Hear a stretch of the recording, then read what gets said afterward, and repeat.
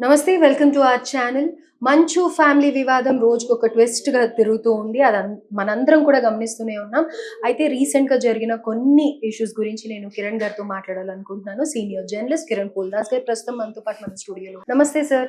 నమస్తే ప్రియాంక గారు. ఇవాళ మార్నింగ్ నుంచి ఒక న్యూస్ వైరల్ అవుతుంది సార్. అది హ్మ్. ఎంతవరకు జెన్యూన్, అసలు ఏంటి అనేది మీతో మాట్లాడి తెలుసుకుందామని అనుకుంటున్నాము. హ్మ్. శోభా నాగిరెడ్డి జయంతి ఇవాళ.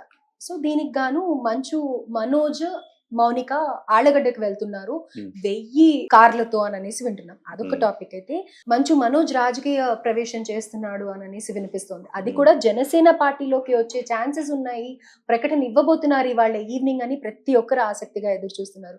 నిజంగానే అలా జరిగే ఛాన్సెస్ ఉన్నాయా? ముందుగా ప్రేక్షకులకు నమస్కారం. ప్రియాంక గారు, ఈ రకమైన ఒక గాసిప్స్ రావటానికి, ఇలాంటి ఒక వార్తలు వైరల్ అవటానికి రీజన్ గాసిపా? అంటే గాసిప్ అన్న ఇలాంటి ప్రచారం అందాం. ఈ రకమైన ప్రచారం జరగటానికి ప్రధానమైన కారణం ఏంటంటే, పవన్ కళ్యాణ్ పట్ల మనోజ్ చూపించే ప్రేమే. ఒకవైపేమో వాళ్ళ నాన్నగారు పవన్ కళ్యాణ్ గారికి, అదే మెగా ఫ్యామిలీకి వాళ్ళ నాన్నగారికి పచ్చి గడ్డి వేస్తే భగ్గుమనే పరిస్థితి ఉంటుంది. కానీ విచిత్రంగా ఈ అబ్బాయి మాత్రం, మనోజ్ మాత్రం పవన్ కళ్యాణ్ పట్ల అవ్యాజమైన ప్రేమను ప్రదర్శిస్తూ ఉంటాడు. మీరు ఎన్నికల ముందు కూడా ఈ ప్రచారం పెద్ద ఎత్తున వచ్చింది.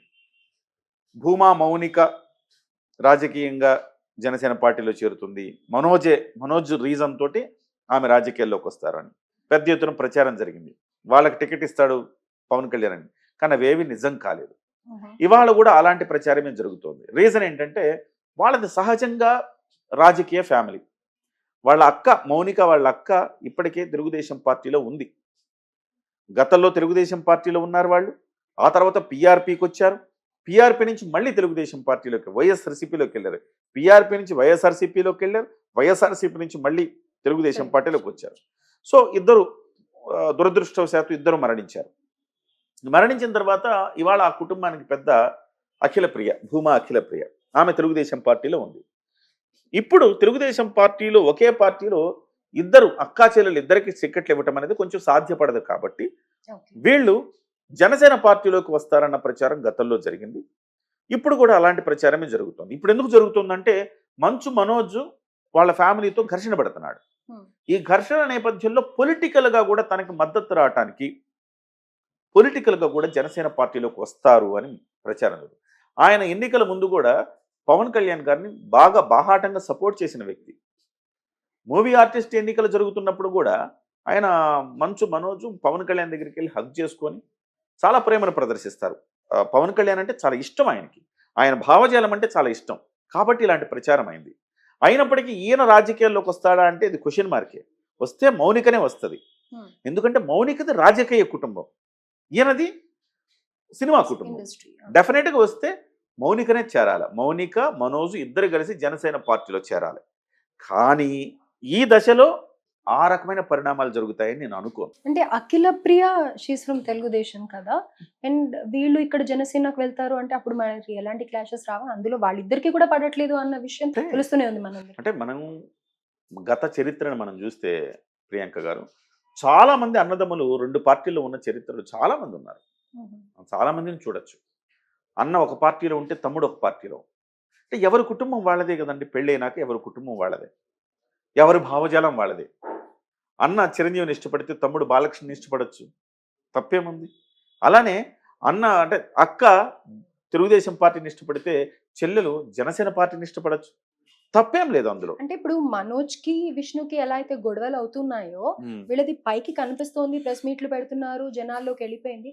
కానీ వాళ్ళిద్దరు అక్క చెల్లెల మధ్యలో కూడా గొడవలు అవుతున్నాయి, గొడవలు అవుతున్నాయన్న ప్రచారం ఉంది. కానీ గొడవలు లేవు అవుతున్నాయన్న ప్రచారం మాత్రమే. కానీ వాళ్ళు ఇప్పుడు ప్రస్తుతం ఆమె తల్లి పాత్ర పోషించాల్సిన పరిస్థితిలో ఉంది అఖిలప్రియ.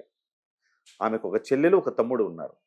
సో అన్ని వాళ్ళకి సంబంధించిన అనేక ఆస్తులు, కొంత వివాదాల్లో కూడా, హైదరాబాద్లో చాలా ఆస్తులు ఉన్నాయి వాళ్ళకి, వివాదాల్లో కూడా ఉన్నాయి. సో ఆ గొడవ నేపథ్యంలో వస్తున్నారు.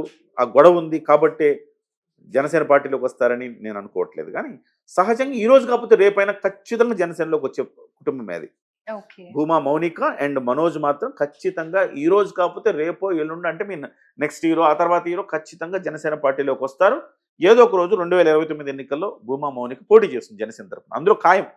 కానీ ఇప్పుడు వస్తుందా అంటే, ఈ వివాదాల నేపథ్యంలో కావాలని తీసుకున్నారు జనసేన పార్టీలోకి అన్న అపప్రదను జనసేన పార్టీ మోయేది. మీరు ఒకసారి అబ్జర్వ్ చేస్తే ముద్రగడ తనయ క్రాంతి గారు, ముద్రగడ గారు వైసీపీలో చేరే పవన్ కళ్యాణ్ దుమ్ముగా తిడుతున్న సందర్భంలో నానా నువ్వు తప్పు చేస్తున్నావని చెప్పి ప్రెస్ మీట్ పెట్టి వాళ్ళ నాన్నకి వ్యతిరేకంగా పోరాడింది ఆ అమ్మాయి. ఆ అమ్మాయి ఆ రోజు నేను జనసేన పార్టీలో చేరతానంటే కుటుంబాల మధ్య నేను చిచ్చు పెట్టను, దయచేసి వద్దమ్మా, నాకు అపప్రద వద్దు, ఎన్నికలప్పుడు ఈ రకంగా కుటుంబాన్ని చీల్చేయడం అపప్రద వద్దు, ఎన్నికలు అయిపోయిన తర్వాత నిజంగా మీకు రావాలని ఉంటే నాకు అవకాశం ఉంటే తీసుకుంటానన్నాడు. ఈ మధ్య కాలంలో ఆమె పార్టీలో చేరింది. కాబట్టి ఆ కుటుంబాల మధ్య వివాదం నడుస్తున్నప్పుడు పవన్ కళ్యాణ్ గారు ఏదో ప్రోత్సహిస్తున్నాడన్న భావనలో పార్టీలోకి వెళితే ఉంటది. కాబట్టి పవన్ కళ్యాణ్ గారు ఒకవేళ వాళ్ళ ఆ ఇంట్రెస్ట్ ఎక్స్ప్రెస్ చేసినా పవన్ కళ్యాణ్ గారు తీసుకునే అవకాశం అయితే లేదు. కానీ ఖచ్చితంగా భూమా, మౌనిక అండ్ మనోజ్ జనసేన పార్టీలోకి వస్తారు ఖాయమది. సో మీరు మోహన్ బాబు పట్ల ఎందుకు అంత ఉదారత చూపిస్తున్నారు? తప్పు కదా ఇది, సమాజం ప్రశ్నించదా ఇది?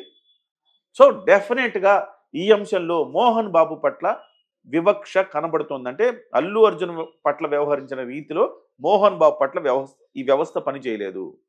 ఒకటే ప్రభుత్వం, ఒకటే పోలీసులు, ఒకటే పోలీసు వ్యవస్థ, ఒకటే ప్రభుత్వం, ఒకటే న్యాయ వ్యవస్థ ఇద్దరు సెలబ్రిటీల పట్ల భిన్నంగా వ్యవహరిస్తోంది. ఈ అంశం మాత్రం ఖచ్చితంగా ప్రజల్లో చర్చకు వస్తుంది. ఒకవేళ రేవంత్ రెడ్డి గారు దాకా ఈ విషయం వెళ్ళకపోతే కనీసం ఆయన పరిశీలించి ఎందుకు ఆయన తాత్సారం చేస్తున్నారు, ఏంటి సంగతి అని అడగాల్సిన అవసరం ఉంది. ఆయన ఇంటెన్షనల్ అండి.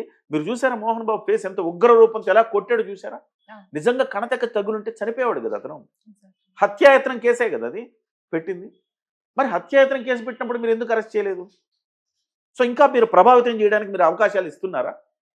రాజీలు చేసుకోవడానికి మరి అలాంటప్పుడు అల్లు అర్జున్ కూడా ఇవ్వచ్చు కదా అవకాశాలు, ఎందుకు ఇవ్వలేదు? సో ఇది ప్రధానంగా బహిరంగ క్షమాపణ చెప్పలేదండి ఇప్పటివరకు ఆయన మోహన్ బాబు గారు.